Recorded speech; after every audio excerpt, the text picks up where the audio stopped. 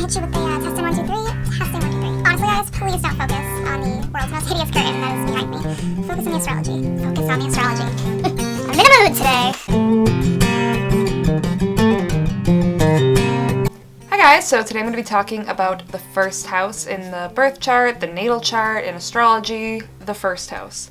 So my last video was a breakdown of what a house is, you know, different kinds of houses, so on and so forth, but I didn't go into depth about what each house meant or stood for. So, first house is an angular house, and I discussed what an angular house is in my last houses video.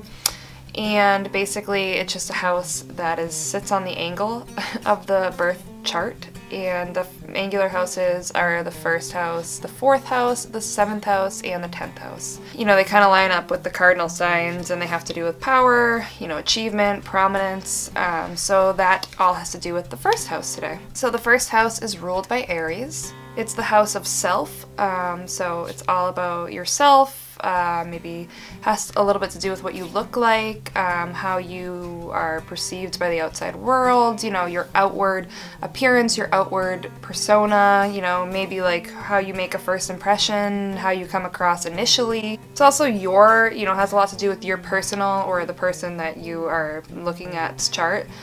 Their personal view on life, their outlook on life, how they perceive things, you know, how they see the outside world, you know, how they look at society, you know, so on and so forth. It can tell you a lot about a person's overall, you know, disposition, their overall personality, their manners, their attitude, you know, how they act, especially maybe in social situations or situations that involve other people. So I talked about how the houses are broken up into Trinities in my previous video, so this house falls under the category of Trinity of Life. Just make sure to watch that previous video if you're at all confused. I will link it up here. Or is it up here? I don't know. So the Trinity of Life it has to do with the body, the soul, and the spirit, and the first house represents the body. And that makes a lot of sense. So, you know, it's ruled by Aries. Aries is a very physical sign, so the first house having a lot to do with the body, you know, physical things, appearances, outwardness, how you are perceived. It makes a lot of sense when you think about things. A lot of people think of the first house as the most personal house. People see it as the most powerful house. Obviously, that's up for debate, but it's definitely an important house, although they all are. But it really can show you who you are, who another person is, you know, their style, the way that they act, the way that they hold themselves. It can show you if somebody is shy or if they're confident, if they're like a really abrasive person or aggressive person, or if they're more gentle or maybe even meek. Again, it's how you come across to others, or how, again, others come across to you, depending on whose chart you're looking at. It also can have like to do with what you know, enjoy or you don't enjoy, you like or you dislike, who or what you favor or what you hate, who or what you trust or, you know, what you don't trust, you know, what you love, what you hate. It's known, like I said earlier, to describe physical characteristics, but I think I've made a video about it. You can also look at your ascendant to look at physical characteristics or other parts of the birth chart as well. I mean, again, you can't really just look at one part and ignore the rest of it. You gotta look at the whole thing, the whole circle. You know what I'm saying? Do you know what I'm saying? The first house can also show you what you want out of life, what you want to get out of life. That sounds so like, yeah, well, this is what I want to get out of life, but what you want to get out of life. And it also can show how a person, you know, goes about achieving or going after or getting what they want out of life, like the ways that they go about doing that. So that's kind of like the first house in a nutshell. Again, it has a lot to do with the self. So when you see, you know, a placement in the first house, you want to keep all of what I just said in mind.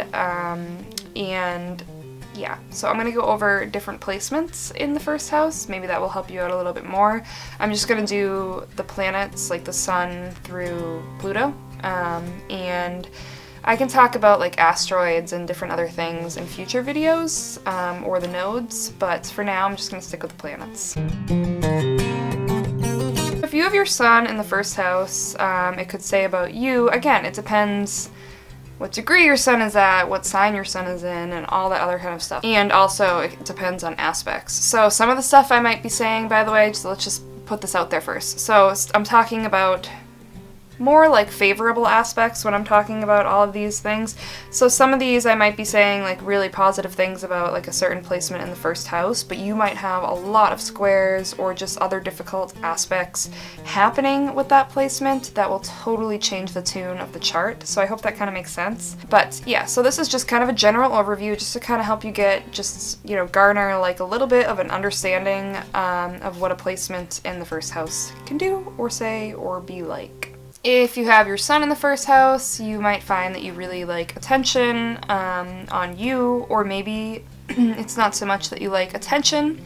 Like me, myself, I have my sun in the first house in Capricorn. I wouldn't say that I like attention on me whatsoever personally, but I do like to have a feeling of being like respected or like liked, well received, maybe even admired, and those are all things that you can want or are important to you when your sun is in the first house. You might have a strong sense of yourself, of like who you are. Again though, if this is conflicted at all or in like not the best sign, then that might be an issue for you. But anyways, you can tend to be more independent, and usually people that have their sun in the first house tend to have good leadership skills, especially if the sign that your sun is in is like a cardinal sign, I would say, or maybe a couple other signs. But yeah, they tend to have good leadership skills. You can be generous, you might be confident, or maybe, you know, even a little bit full of yourself at times, or bossy. My first grade report card, it was written that I was bossy, and I don't know if that has changed.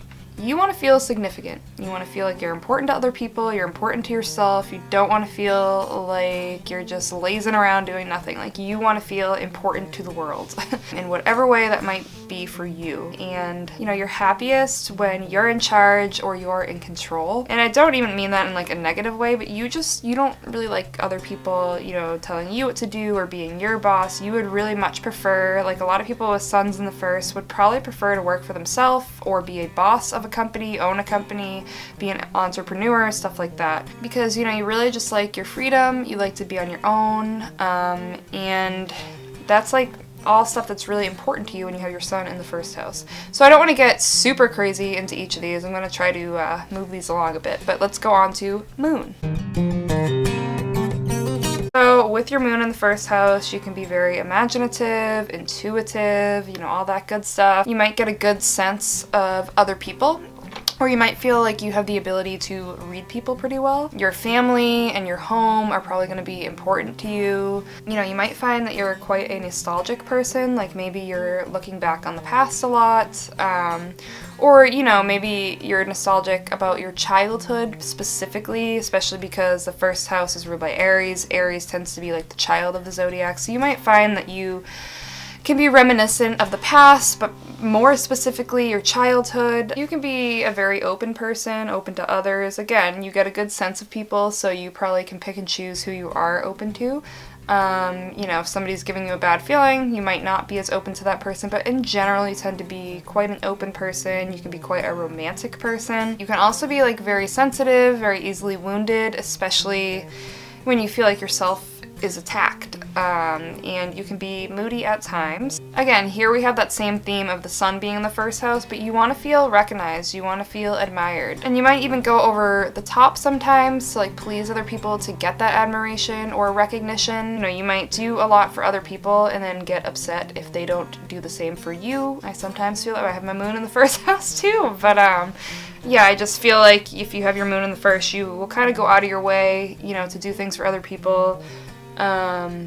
Whether it's motivated by the kindness of your heart or just your love of other people, or whether it's motivated by getting ahead in some way, but either way, you can do that and you can really put yourself out there for others, and it will upset you when others don't do the same for you. If your moon is in the first house, you might have a very close connection with your mother or a mother figure in your life. The closer your moon is to your ascendant, the closer the bond. And yeah, I'm very close to my mom. Very interesting, right guys? I don't know, I have a lot going on in the first house, so I'm making a lot of points about myself here, just so, you know, it's relevant. It will really help you in life not to react emotionally to things. So if you have Mercury in your first house, which I do not, so there will be no personal grace facts for you here.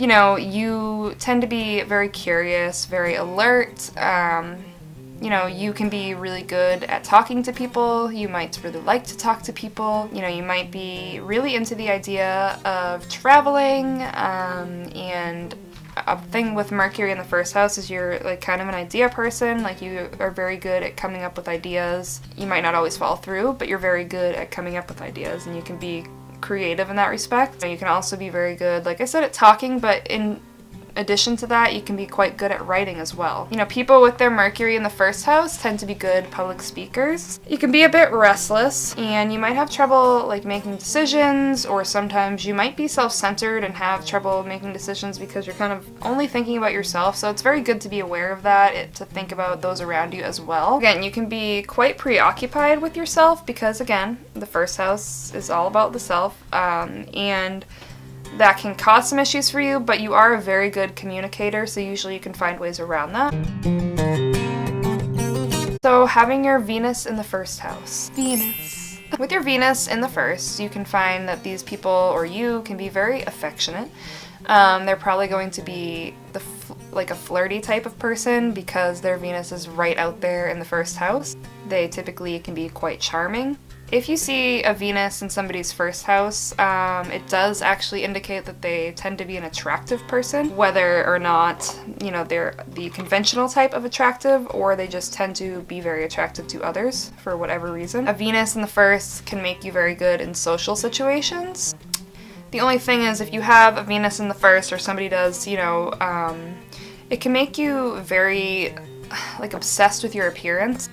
Your appearance will just be very important to you, sometimes overly important. It can make somebody vain, but it can also make somebody quite insecure, just because their appearance is very, very important to them and can be shattered so easily. You know, they may invest like a lot of time into it. Maybe they're very big into working out. Maybe, you know, they're very into beauty, or you know, they're just like, they'll put a lot of effort into their appearance, they'll put a lot of time into their appearance, and they can put a lot of money into their appearance.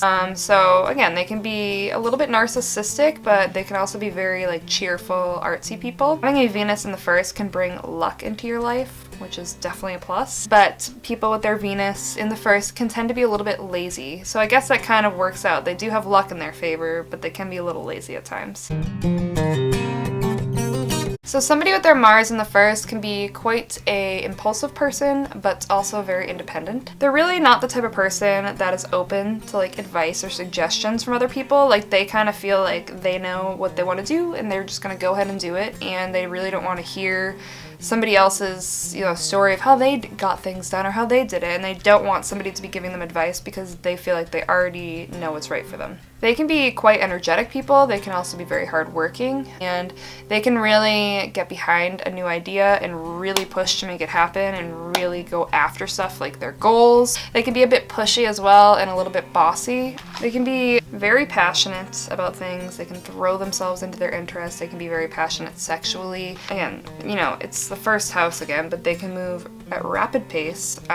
Can do all this, and they can be impulsive and all that, but overall they tend to be quite organized people, and they tend to get stuff done. Mars in the first house will show you that somebody will probably be physically strong, but they can also be very accident prone. That is one of the things to pay attention for. A Mars in the first should be careful, you know, with their temper and again their ego, because Aries, you know, ruled by Aries with that Mars in there too, like, can definitely be a mix for like quick explosions. So definitely just be aware of that.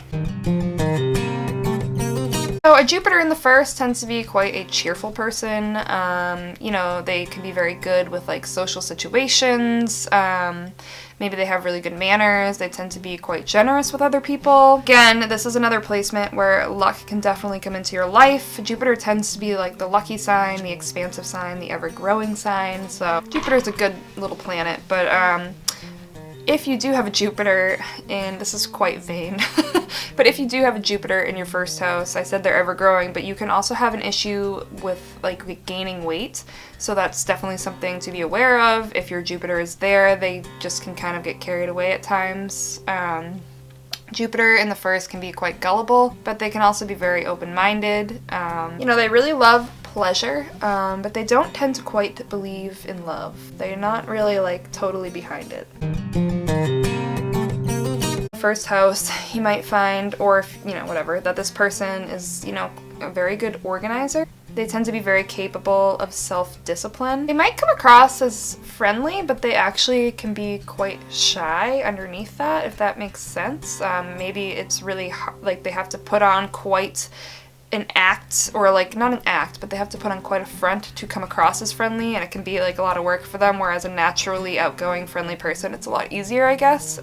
They can be very nervous people. They tend to be quite patient, and here's another placement where this person will really want to be recognized by others. And they are very responsible people, so they can definitely get stuff done, but they do tend to be quite stubborn. They can even be secretive. So this I've always found interesting. I have this in my own chart, but if the Saturn is very close to the ascendant, which mine is in the first house, that will say about you that you might have had a difficult birth coming into this world. The birth was very difficult for your mother, so that's very interesting. Like, for instance, my birth it ended up in, like, I'm talking about when I was born, an emergency C-section. My mom had to get like blood transfusions. We both almost died. So I mean, it's just interesting when you find these things out about astrology. It just makes me love it so much more, because that is very personal and very true about my life. But anyways, yeah, so your birth or your coming into this world may have been difficult, or a difficult one. So having your Saturn in the first, you might come across, like when you're a little kid, you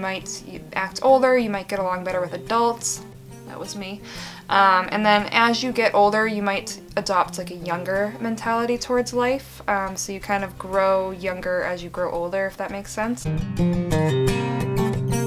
So people with their Uranus in the first tend to be very like inventive types of people.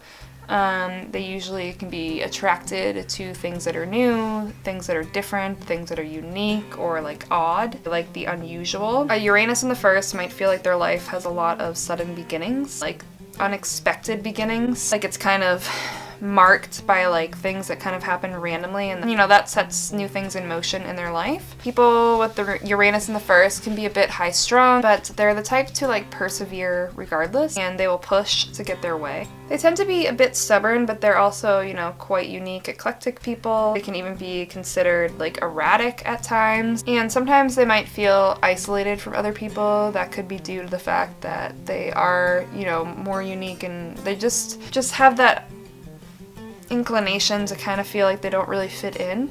They tend to have like their own set of like morals, their own personal code of how they see life, whether that has to do with their morals, ethics, spirituality, and that could be another reason why they can at times feel isolated, because they don't tend to really fit into one group. They're not really like a one-size-fit-all. They tend to kind of dabble in all sorts of different things, and they have all different things that they themselves adhere to, that they create for themselves, and they just are not the conventional type of person. They do not follow. They tend to, beat to their own drum, follow their own path. They don't like to conform. Neptune in the first, you can be quite imaginative again. You can also have a thing of being, a little bit scattered or like absent-minded. The Neptune in the first, they might find themselves somebody that has very vivid dreams, or they might daydream a lot, get lost in thought quite often. They really will like luxury in life, and it will make them feel better to, be near water. They probably really love the ocean, swimming, just being near it. They can be very creative types, but they will also be the type that tend to procrastinate. So sometimes they have these wonderful ideas and creative things that they want to pursue, but it's hard for them to really go after it because, they can't really follow through because they do procrastinate. They often find it very difficult to be satisfied in life. They may also be the type to notice that like any emotional issues within cause physical issues in the body, and it's very good to be aware of such things. They might be the type that like get sick or have issues that are very difficult to diagnose. They really absorb what is going on around them, and they might kind of feel confused in life or a bit lost at times. They'll find that when they stop like reacting emotionally so much, they can have a much easier time finding satisfaction out of life. So Pluto tends to be charming, have a magnetic personality. They really love adventure, and it's important for them to be self-sufficient in their lives. They may be a little bit of a loner, a little bit isolated, feeling like Uranus. in the first, but they are definitely strong people. They persevere, they can be quite relentless even, and at times they can be a little bit ruthless or vindictive, but they do have this really great potential for self-transformation. They do have their negative or bad moments, but they have this really great ability to be quite adaptable or change over time and really grow as a person. So that is the first house. Those are the planets placed in the first house and kind of what they mean. I really hope you guys enjoyed this video. I did not expect it to be this long, but that is neither here nor there. And I just want to remind you that if you want to reach out to me with any personal questions, please use my link down below to contact me through the app Instant Go. That's gonna be it for today. So I will see you in my next video, and have a good day or night.